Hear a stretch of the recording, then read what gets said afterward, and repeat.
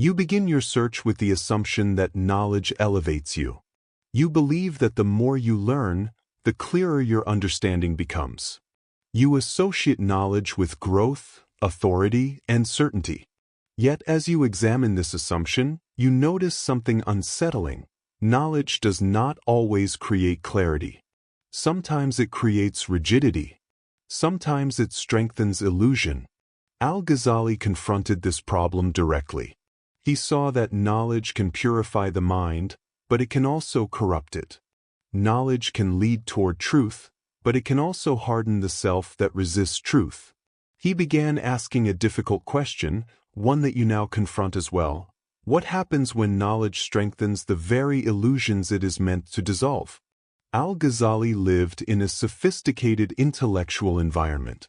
Baghdad was filled with jurists, theologians, philosophers, and rationalists, all convinced their learning made them superior.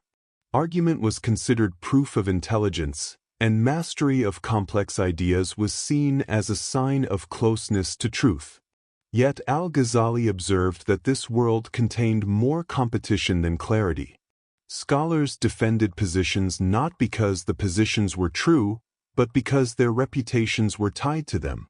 This environment shaped his suspicion. Knowledge can become a barrier rather than a bridge. Al-Ghazali eventually saw that knowledge used for status, pride, or superiority becomes poison. Instead of dissolving ego, it reinforces it. Instead of illuminating truth, it obscures it. You begin to notice the same pattern within yourself. The moment knowledge becomes a way to feel secure, admired, or important, it stops serving clarity and starts serving identity. Al-Ghazali recognized that the crisis of knowledge begins when the knower becomes more central than the known. Learning continues, but insight stops. This realization forced him to confront a difficult truth. Knowledge transforms into poison when it is used to strengthen the self instead of dissolving it. As you look more closely, you see how easily knowledge attaches itself to subtle motives. You may pursue information to gain intellectual advantage, to defend your beliefs, or to avoid confronting areas of uncertainty. You may seek complex explanations to hide simple insecurities. Al-Ghazali observed that unless the heart is purified, learning becomes an instrument of distortion. The mind uses knowledge to justify preferences, to rationalize biases, and to fortify identity. The more you accumulate, the more material the ego can use to reinforce itself. You begin to understand why knowledge can become poison. It increases the power of whatever inner condition is present. If clarity exists, knowledge expands it. If confusion exists, knowledge expands that as well. If insecurity exists, knowledge becomes a shield. If pride exists, knowledge becomes a weapon. This is why Al-Ghazali insisted that knowledge must be paired with inner refinement. Without refinement, knowledge multiplies confusion under the illusion of wisdom. You start to ask a deeper question. Is the quality of knowledge determined by its content, or by the state of the knower? As Al-Ghazali progressed through his academic career, he reached extraordinary intellectual heights. His command of logic, jurisprudence, theology, and philosophy earned him unmatched prestige. Yet privately he felt increasing disturbance. Though everyone saw him as a master of knowledge, he sensed that something within him was becoming deeply fragmented. He realized he was confident in ideas but not grounded in certainty. He could win debates, but debates did not dissolve doubt. He could articulate doctrines, but doctrines did not settle the heart. You may notice a similar division within yourself. Knowing more does not necessarily make you feel more stable. Sometimes it creates the opposite effect. Al-Ghazali came to see that knowledge had become a performance. The desire to be recognized as intelligent concealed his insecurity. The more he excelled outwardly, the more he felt hollow inwardly. This produced a profound crisis. He saw that knowledge used for external validation had become poison to his inner clarity. His crisis now becomes your question. When you use knowledge to strengthen identity, does it still serve truth? You start to see how knowledge becomes dangerous when it fuses with identity. When knowledge becomes mine, it stops functioning as truth and begins functioning as territory. You defend it, protect it, and guard it not because it is accurate, but because it belongs to you. Al-Ghazali described this as the most subtle infection of the mind. The self merges with its ideas so completely that any challenge to the idea feels like a threat to the self. Knowledge ceases to illuminate. It begins to imprison. You may recognize this dynamic in yourself.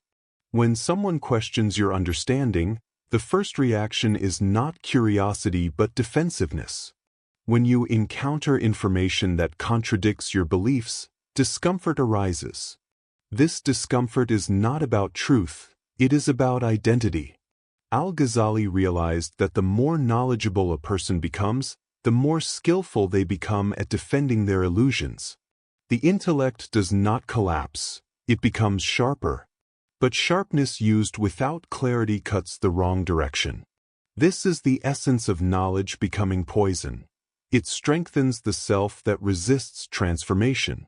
Once you see this clearly, new questions arise. Is knowledge helping you see what is true, or helping you maintain who you believe you are? Is knowledge dissolving the self, or reinforcing it? Al-Ghazali eventually concluded that inner purification must precede deep knowledge. Without purification, learning becomes accumulation. With purification, learning becomes illumination. You begin to understand why purification matters. It reduces the influence of fear, desire, and pride. When these influences weaken, thoughts become more accurate. Knowledge becomes clearer because the conditions that distort it become weaker. This does not require ascetic withdrawal or emotional suppression. It requires honest observation of your internal state. When pride appears, you see it. When fear arises, you acknowledge it. When desire shapes thinking, you notice the movement. This observation weakens the hidden forces that corrupt knowledge. Al-Ghazali did not reject knowledge. He refined its foundation. He insisted that knowledge becomes poison only when it is pursued without introspection. When introspection is present, knowledge becomes a mirror rather than a weapon. You begin to see that purification does not improve knowledge, it improves the knower. And when the knower becomes clear, knowledge becomes clear automatically. This leads you to a deeper recognition. Knowledge without self-observation increases distortion. Knowledge with self-observation increases insight. When the knower becomes purified, the motivation behind learning changes. Knowledge is no longer a means of superiority. It becomes a means of understanding. You are no longer trying to win arguments. You are trying to see clearly. You are no longer trying to appear intelligent. You are trying to be accurate. Al-Ghazali described this shift as a return to sincerity. Sincerity means learning without hidden agenda. It means asking questions without defending answers. It means examining thought without assuming its correctness. As sincerity strengthens, knowledge stops functioning as poison because it no longer serves identity. It serves clarity. You begin to see that sincere learning creates humility.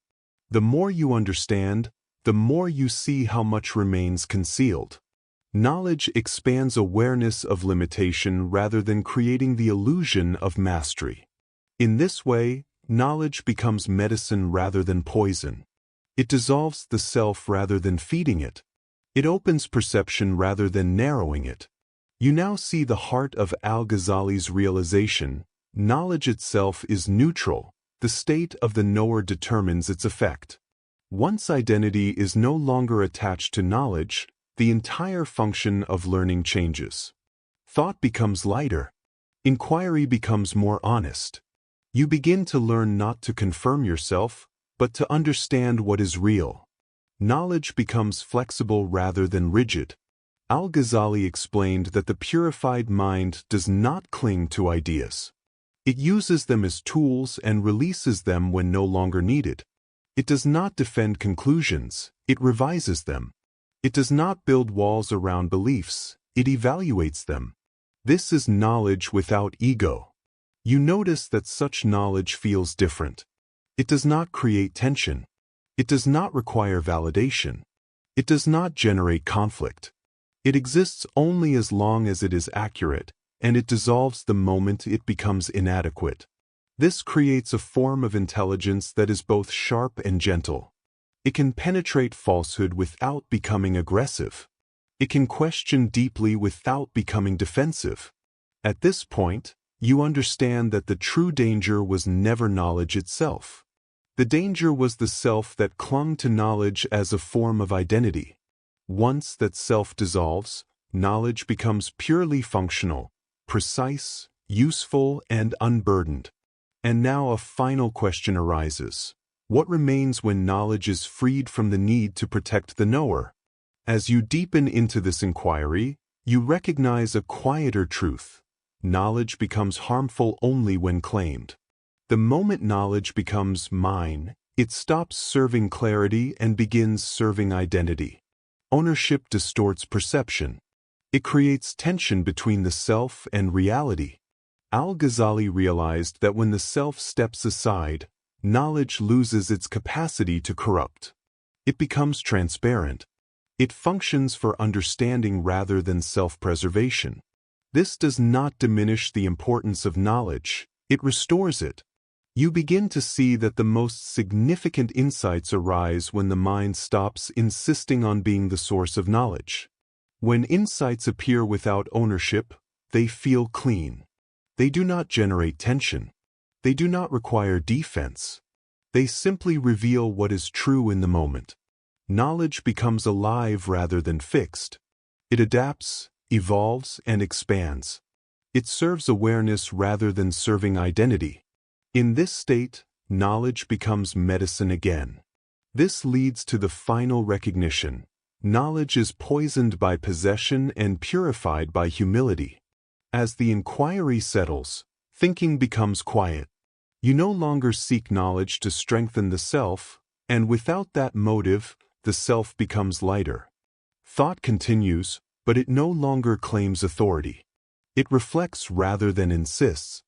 Al-Ghazali saw that when the self stops clinging to knowledge, a different clarity appears, one that does not depend on conclusions. Knowledge becomes a tool. Awareness becomes the ground. The pursuit of truth ends not in accumulation but in stillness. In this stillness, you see without interference. And what you see is enough.